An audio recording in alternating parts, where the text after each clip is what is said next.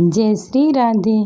श्री राधा कृष्ण के भक्त श्री सनातन गोस्वामी तथा श्री रूप गोस्वामी वृंदावन में रहते हुए प्रभु की भक्ति करते थे।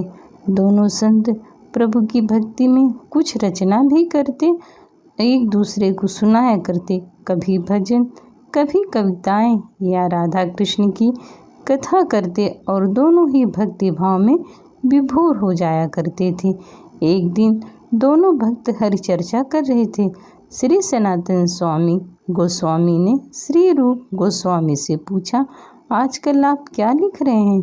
श्री रूप गोस्वामी ने अपनी रचना उन्हें दिखाया, जिसमें उन्होंने श्री राधा जी के सुंदर लहराते वेणी की उपमा काली नागिन से किया था। श्री सनातन गोस्वामी को राधा रानी के बालों की तुलना काली नागिन से करना उचित नहीं लगा और उन्होंने इस उपमा को संशोधन करने का अनुरोध किया।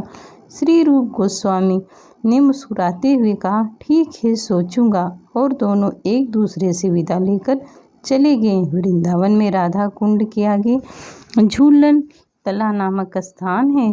जब श्री सनातन गोस्वामी वहां से गुजरे तो उन्होंने देखा कि कदम पेड़ पर एक अत्यंत रूपवती किशोरी कन्या झूला झूल रही और अन्य सखियां उन्हें झुलाते हुए सुंदर गीत गा रही हैं।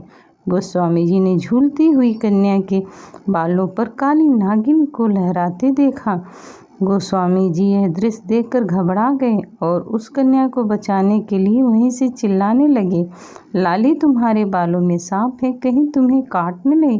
परंतु जब गोस्वामी जी किशोरी के पास पहुँचे तो हैरान रह गए। वहाँ न झूला था, न झूलती हुई कन्या और न कोई सखियाँ। गोस्वामी जी को तब एहसास हुआ कि राधा रानी का ही चमत्कार था और वो खुशी से नाचने लगे। गोस्वामी जी वापस श्री रूप गोस्वामी के पास जाकर कहने लगे, आपने बिल्कुल सही उपमा दिया था। किशोरी जी मुझ पर अनुग्रह कर अपने सौंदर्य में वेणी का दर्शन करवा दिया। अब इसमें संशोधन की कोई आवश्यकता नहीं। ऐसी है राधे रानी की कृपा और भक्तों की महिमा। जय श्री राधे।